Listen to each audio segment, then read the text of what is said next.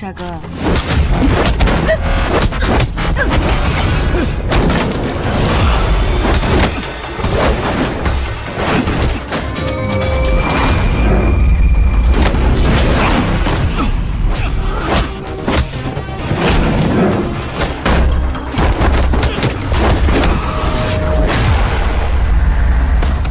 Samidi memang perlu dihajar, karena penjahat jangan diampuni. Kalau para Sobat Nobar, tim siksa kubur apa Badarwuhi. Halo Sobat Nobar, selamat datang di Nobar. Kembali lagi bersama saya Mamang Tobi yang kali ini akan membawakan film berjudul Cruel War yang dirilis pada tahun 2024. Film baru nih bos, menceritakan tentang seorang mantan pasukan khusus yang terpaksa melakukan kejahatan demi menyelamatkan sang anak. Namun, dia harus berhadapan dengan mafia dan tentara bayaran yang ingin menangkapnya. Ya iyalah, mesti ini ada halangannya dong. Nah, selain memiliki adegan gelut dan baku tembak yang greget dan full adrenalin, film ini juga mengandung unsur science fiction yang saya jamin akan menambah keseruan jalan ceritanya. Masa sih bang? Iya percaya aja deh. So, tanpa berlama-lama lagi, siapkan mata, telinga, dan anu-anuan kalian semua. Mari kita nobar dan inilah Cruel War.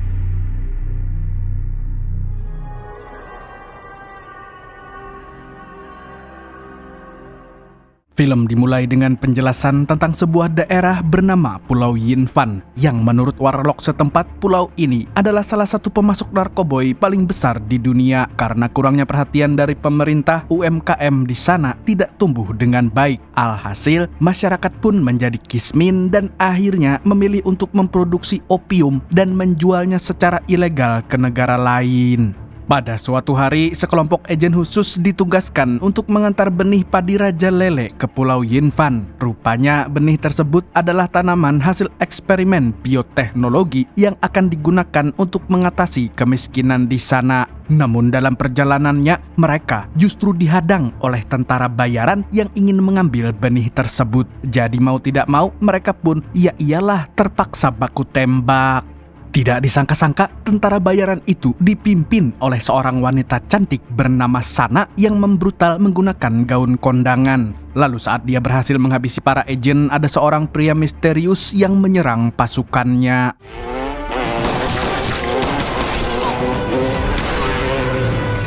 Ternyata pria misterius itu adalah Lin, seorang agen khusus yang sedang menjalankan misi terakhirnya sebelum pensiun. Selesai menjalankan tugas, Lin pun menikmati masa pensiunnya dengan bermain piano di pesisir pantai selatan untuk menghibur Nyi Roro Kidul. Di sini dia juga mengenang mantan istrinya yang dulu sering mengunjungi tempat tersebut. Tapi sayangnya mereka cerai karena terlalu sibuk dengan tugas negara. Tidak berselang lama dia tersadar dari lamunannya karena ada seorang bocil yang memberikan sebuah kertas yang sangat mencurigakan.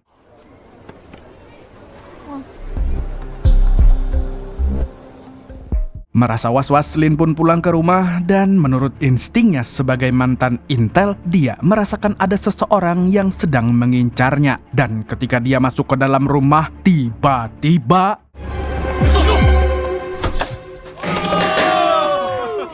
Happy birthday to you. Happy birthday to you. Ternyata mereka adalah anggota Lin selama bekerja sebagai agen khusus. Tapi saat mereka sedang merayakan ulang tahunnya, ada seorang pria botak yang memanggil Lin dan rupanya dia adalah mantan atasannya yang ingin memberikan misi lagi.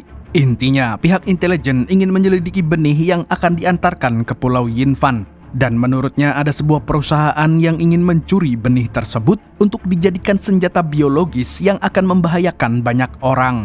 Oleh karena itu, pihak intelijen meminta Lin untuk turun gunung lagi sebab hanya dia yang bisa melanjutkan misi ini. Awalnya Lin menolak karena ingin menikmati masa pensiunnya. Namun atasannya mengatakan kalau mantan istrinya juga akan terlibat dalam misi tersebut. Spontan, Lin pun tertarik untuk menerima misinya lagi. Check your email. There's surprises. Have a look.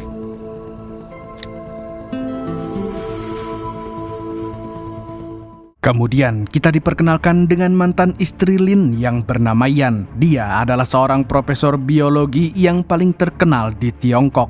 Di laboratoriumnya, dia dan timnya sedang meneliti benih-benih tanaman buatan yang akan digunakan untuk mengatasi kemiskinan dan kelaparan. Dan salah satu benih itu adalah benih padi Raja Lele yang rencananya akan ditanam di wilayah Pulau Yinfan. Selain untuk bahan makanan, benih ini juga berguna dalam mengurangi pertanian opium yang sudah terlalu banyak di tempat tersebut. Tidak lama kemudian Lin datang menemui Yan dan ternyata misi utamanya adalah mengawal sang mantan istri yang akan pergi ke Pulau Yinfan untuk menanam benih padi. Tapi karena merasa khawatir, Lin meminta agar Yan membatalkan kunjungannya sebab ada banyak tentara bayaran yang mengincar benih padi Raja Lele. Sayangnya wanita itu menolak dan tetap ingin pergi. Apalagi dia adalah satu-satunya orang yang mengerti tentang kesuburan tanah di sana. 林队长，这里没有人比我更了解神农21号，但是带来的却是截然不同的结果。我指的是从科学的角度，我觉得它值得。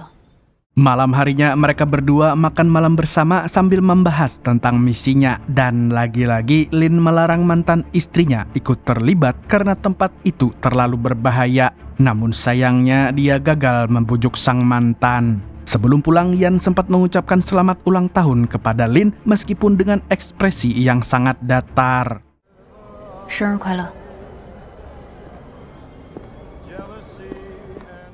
Di Pulau Yinfan ada sekelompok gangster yang sedang menyiksa anggota DPR. Nah, saya suka nih. Dan kelompok bengis ini dipimpin oleh seorang mafia bernama Yao, atau yang lebih enak kalau kita panggil saja dia dengan Samidi. Dia adalah mantan kapten pasukan khusus yang beralih profesi menjadi penjual narkoboy, senjata, dan barang haram lainnya. Untuk melancarkan semua bisnisnya, Samidi membutuhkan backingan dari para pejabat. Terlebih lagi, dia berniat untuk memperluas penjualan opiumnya. Dan apabila ada pejabat yang menolak, maka dia akan menyiksanya sampai mereka minta ampun.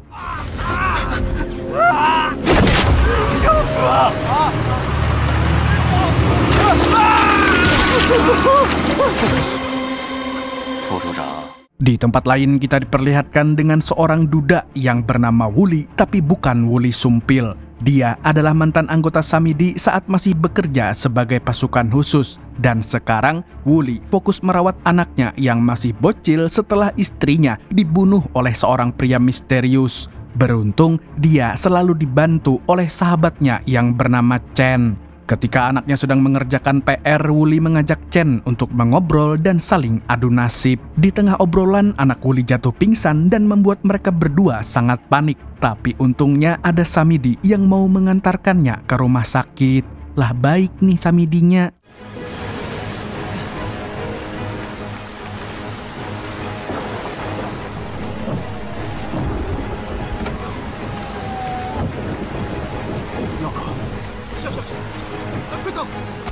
Setelah diperiksa, ternyata anaknya memiliki penyakit jantung yang cukup parah dan mau tidak mau dia harus segera dioperasi sebelum kondisinya semakin memburuk. Namun Wuli tidak mampu membayar biayanya karena dia hanyalah seorang pengangguran seperti saya. Melihat teman-temannya kesulitan, Samidi pun memutuskan untuk membayarnya. Nah, baik kan? Nah, tapi tentu saja dia memiliki niat jahat yang terselubung. Di sini dia memberitahu Wuli bahwa para ilmuwan akan menanam senjata biologis di Pulau Yinfan dan hal itu bisa membahayakan nyawa anaknya. Padahal nih, yang akan ditanam adalah benih padi Raja Lele untuk mengatasi kemiskinan dan kelaparan. Rupa-rupanya Samidi ingin memanfaatkan mantan juniornya tersebut untuk mencuri benih dari para agen khusus. Dan apabila dia berhasil, maka dia berjanji akan mencarikan dokter terbaik untuk anaknya. Besoknya, Lin dan agen khusus lainnya sudah sampai di Pulau Yinfan. Mereka lalu mengawal Yan ke kota Qingmu yang merupakan lahan untuk menanam benihnya.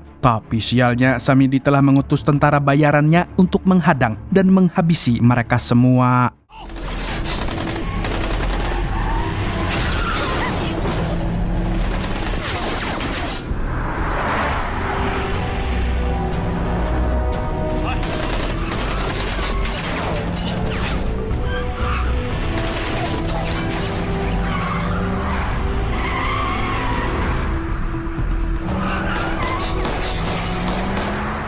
Dengan skill berkendara yang setara Dominic Toretto, akhirnya Lin mampu menyingkirkan para jamet.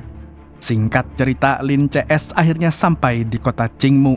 Mereka lalu masuk ke sebuah laboratorium untuk membahas tentang proses penanaman benih. Selain para ilmuwan, beberapa pejabat juga hadir di sana hanya untuk formalitas. Di tempat itu, Lin melaporkan tentang pembegalan yang dialaminya tadi dengan harapan para pejabat ini mau mengarahkan aparat untuk membantunya. Kalau ada cuannya sih oke. Di lain pihak, Samidi terlihat geram setelah tahu kalau anak buahnya gagal merebut benih dari para agen khusus. Tapi dia harus pura-pura senyum di depan wartawan karena dirinya akan segera meresmikan pabrik kain baru yang tentu saja perusahaan ini hanyalah kedok dari bisnis haramnya. Dia kemudian mengajak Wuli untuk ikut menggunting pita sebagai tanda peresmian pabrik, dan semua itu dia lakukan agar juniornya merasa dihargai. Dengan begitu, dia akan menerima tawarannya untuk mencuri benih padi Raja Lele.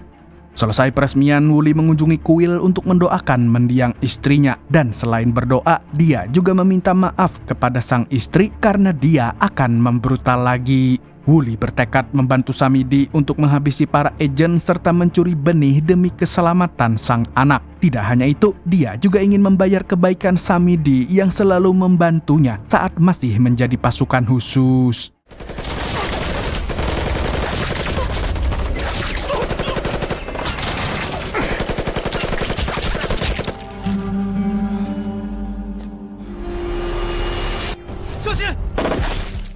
Malam harinya, Lin lagi-lagi berusaha untuk menunda penanaman benih dan meminta Yan untuk pulang terlebih dahulu. Intinya, dia hanya ingin melindunginya dari mara bahaya. Mendengar hal itu, Yan justru marah dan menganggapnya sok peduli. Nah, dari sini terlihat kalau mereka memang selalu berbeda pendapat. Jadi, walaupun masih saling menyukai, mereka tidak bisa bersatu lagi sebagai suami istri.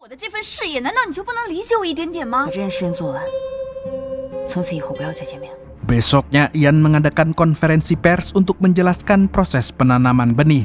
Selain para pejabat, acara ini juga dihadiri oleh Samidi yang datang tanpa diundang layaknya Jai Langkung. Di sisi lain, Lin dan para agen terlihat sangat waspada. Tidak lama kemudian, benih padi Raja Lele akhirnya diperlihatkan kepada tamu undangan. Tapi saat Yan hendak menjelaskan tentang benihnya, tiba-tiba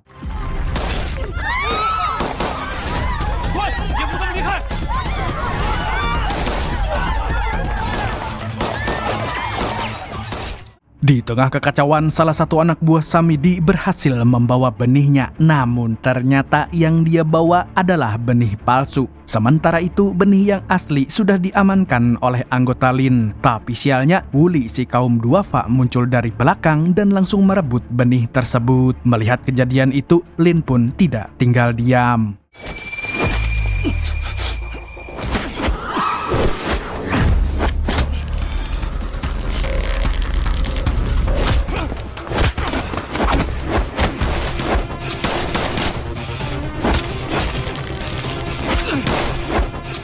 Setelah berjibaku dengan brutal, Lin mendadak berhenti karena dia menyadari kalau peluru yang ditembakkan Wuli menyasar ke tubuh Yan. Spontan, dia pun bergegas membawanya ke rumah sakit dan membiarkan Wuli pergi membawa benihnya.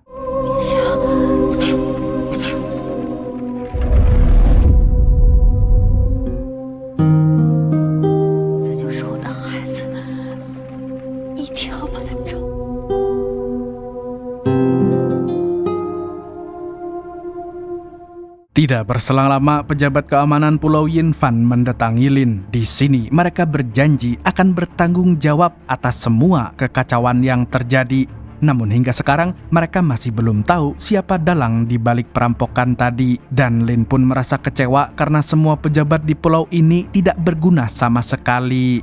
Kemudian salah satu anggota Lin menunjukkan sebuah gambar tato yang ada di tubuh Wuli dan anak buah Samidi. Rupanya tato itu adalah tanda pasukan khusus yang dulunya terkenal sangat berbahaya.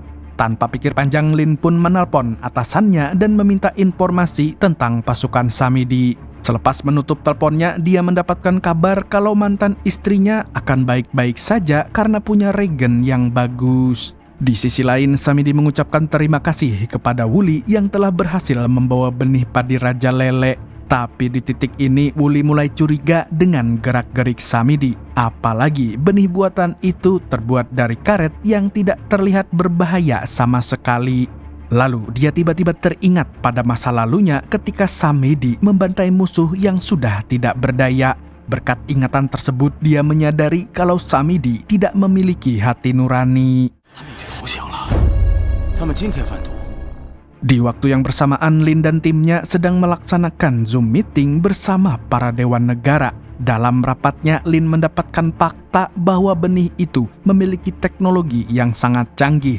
Intinya, benih buatan Yan bisa mentransfer gen biologis yang membuat semua tanaman mampu bertahan dalam segala kondisi. Dengan begitu, masyarakat tidak akan pernah gagal panen apalagi kekurangan makanan.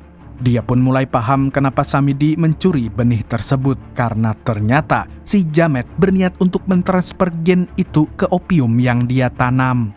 Tak lama setelah itu, salah satu agen menemukan rekaman CCTV bahwa Sana telah menculik seorang profesor bule, dan dia adalah tangan kanan Samidi yang memimpin tentara bayarannya. Malamnya, Sana membawa Profesor Bule ke suatu tempat, namun di tengah perjalanan mereka dihadang oleh Lin dan kawan-kawan. Akhirnya, kedua kubu ini pun saling baku tembak.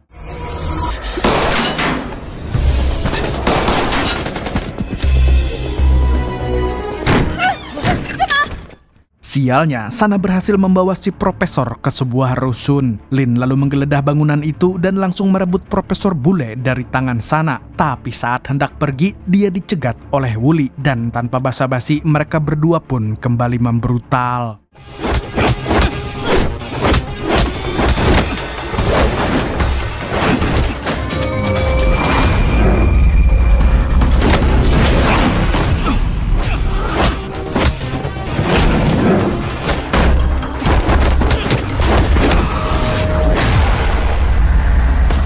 Berkat skill gelut yang luar biasa, Wuli akhirnya mampu menumbangkan Lin. Dan ketika dia sudah pergi, Lin tidak sengaja menemukan kartu namanya yang terjatuh di lantai. Di sisi lain, Wuli membawa Profesor Bule ke rumah Samidi. Kemudian, si Jamet menyuruh Wuli untuk membunuh salah satu informan yang dianggap telah berkhianat. Namun, sebagai orang yang masih memiliki hati nurani, dia menolak perintah tersebut. Selain itu, dia juga kecewa karena Samidi telah menipunya selama ini. Padahal dulu mereka sering mendapatkan misi untuk memberantas bandar bubuk magic. Tapi sekarang, Samidi malah menjadi mafia yang menjual narkoboy. Mendengar perkataannya, Samidi sama sekali tidak peduli dengan rasa kecewanya dan menyebut Wuli sebagai orang yang lemah. Setelah Wuli pergi, dia memaksa Profesor Bule untuk bekerja sama dengannya. You damn bastard! Have to do is just do your job. Besoknya, Samidi meminta maaf dan mengajak Wuli untuk makan bersama sebagai perayaan atas keberhasilannya. Tapi sepertinya Wuli masih kecewa dengannya. Dan pada akhirnya dia memutuskan kerjasamanya. Sontak, anak buah Samidi langsung menodongkan senjata mereka. Tanpa pikir panjang, Wuli pun langsung menyandra Sana dan menggunakannya untuk kabur. Setelah berhasil kabur, Wuli sampai di rumah dengan luka tembak di punggungnya. Dan Chen yang melihat lukanya pun segera mengeluarkan peluru tersebut yang masih menancap di tubuhnya. Selesai mengobati lukanya, Wuli memperhatikan kaki Chen yang pincang dan ada goresan di betisnya. Dia pun tersadar bahwa temannya itu adalah informan yang dianggap pengkhianat oleh Samidi. Karena kedoknya sudah ketahuan, Chen pun mengakui semua perbuatannya. Nah, jadi selama ini dia memang bekerja untuk si Jamet. Bahkan dia adalah pembunuh istri Wuli sebab wanita itu dianggap menghalangi bisnis haram Samidi. Seketika Wuli pun mengamuk dan menghajarnya habis-habisan.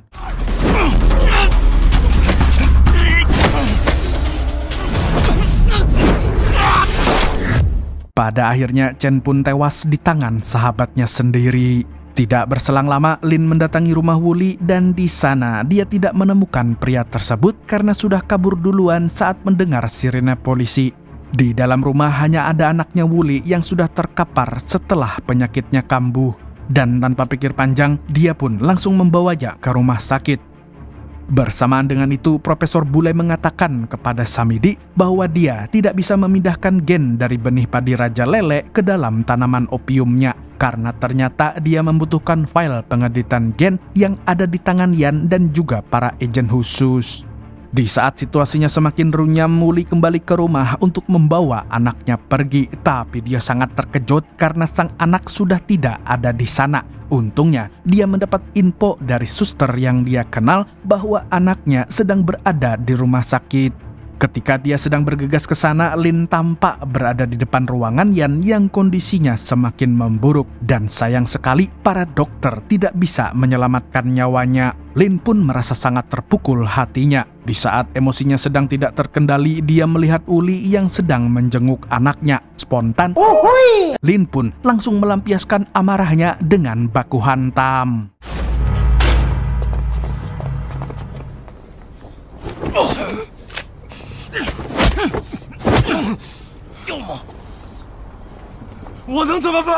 Meskipun sangat dendam, tapi entah kenapa Lin tidak jadi membunuhnya. Dia lantas menanyakan di mana benih itu berada. Karena merasa bersalah, Wuli pun memberitahu alamat laboratorium milik Samidi. Di tempat lain, dua anggota Lin sedang asik PDKT dan gombal-gombalan sembari menunggu kapten mereka pulang. Sialnya, pasukan Samidi menggerebek tempat itu dan menyeret mereka ke dalam mobil.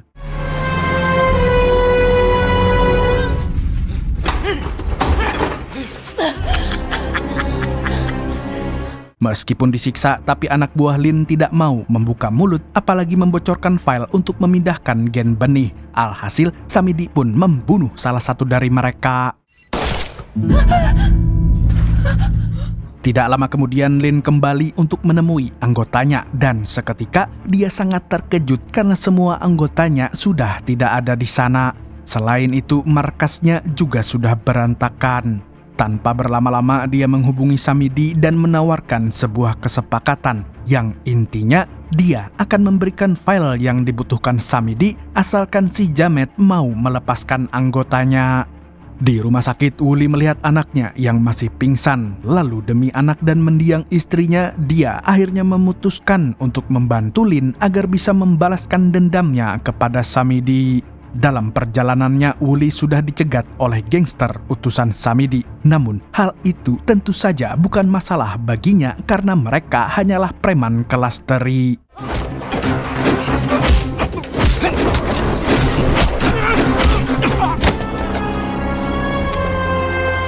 Hanya dalam hitungan detik dia mampu mengalahkan para begundal tersebut. Tapi sialnya, dia malah dikepung lagi oleh tentara Bayarin dengan senjata lengkap. Dan pada akhirnya dia ditangkap dan dibawa ke hadapan Samidi. Malam harinya, Lin bertemu dengan si Jamet untuk melakukan pertukaran. Dan setelahnya Samidi mengantarkannya ke anggotanya yang diikat di pinggir kolamnya. Lalu, salah satu dari mereka mengatakan kalau Samidi telah membunuh seorang agen. Mendengar kabar itu, Lin hanya bisa menahan amarahnya karena dia sedang dikepung musuh. Sedangkan Samidi malah membacot tentang bisnis narkoboynya yang sebentar lagi akan diperluas. Di lain pihak, Uli sedang disiksa oleh anak buah Samidi dan dijadikan seperti samsak. Dia digantung dan dipukuli habis-habisan. Akan tetapi Uli berhasil bangkit dan mengamuk saat itu juga.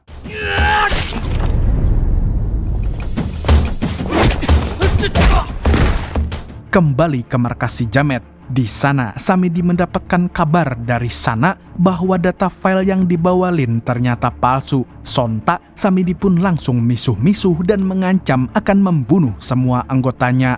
Namun tidak disangka-sangka Uli muncul dengan rage mode, lalu bekerja sama dengan Lin untuk membantai para Jamet.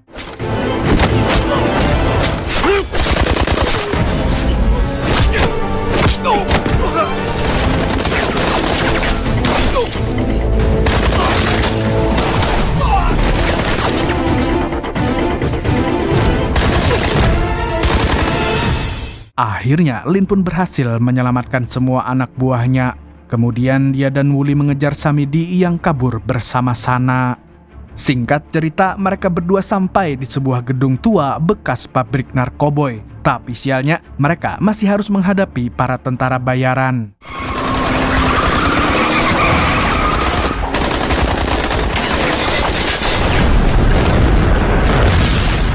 Tanpa kenal rasa sakit, duet maut itu bekerja sama hingga titik darah penghabisan.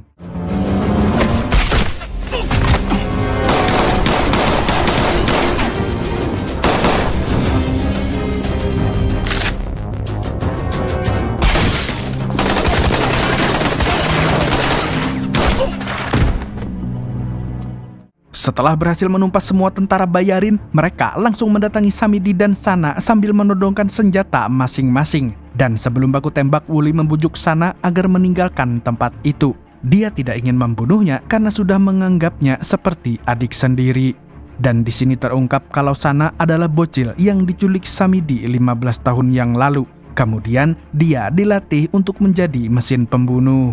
Sayangnya, Wuli gagal membujuk Sana yang otaknya sudah dicuci. Jadi mau tidak mau mereka pun saling menembak satu sama lain. Akibatnya, Wuli terkena tembakan fatal di pipinya, sedangkan Sana langsung tewas di tempat. Sementara itu, Samidi yang pengecut pun kabur dengan membawa Profesor Bule beserta benih padi Raja Lele. Namun dengan sigap, Lin mengejarnya dan menghabisi semua anak buah Samidi yang tersisa. Sampai akhirnya Lin mampu menyusul Samidi dan menantangnya untuk bertarung secara jantan.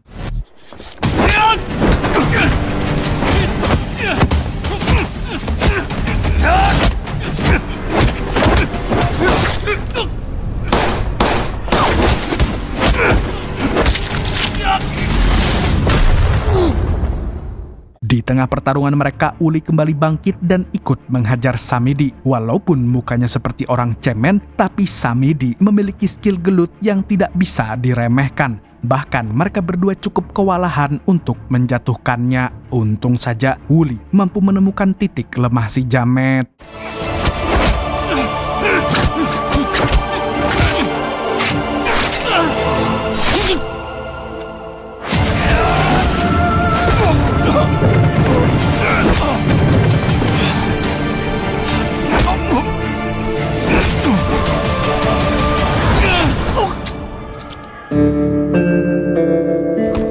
Pada akhirnya pertarungan sengit itu berakhir dengan kekalahan Samidi setelah Lin berhasil menghabisinya. Sayangnya dia sudah kehabisan banyak darah dan secara perlahan nafasnya mulai berat hingga detak jantungnya berhenti. Setelah kematiannya, Lin menyusul Yan di alam kubur dan bersatu lagi sambil bermain piano di pinggir laut. Sedangkan Wuli kembali hidup seperti biasanya. Selain itu, anaknya juga sudah sembuh berkat bantuan dari pemerintah. Dan film pun tamat dengan mengharukan. Pesan yang bisa diambil dari film ini adalah pengorbanan dari dua orang laki-laki yang melakukan apapun demi keluarga dan orang terdekat mereka.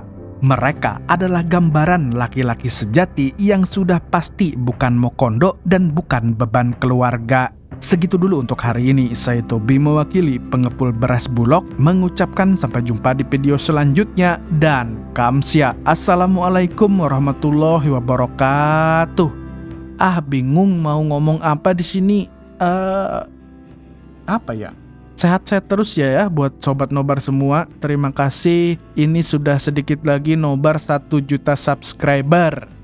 Asik.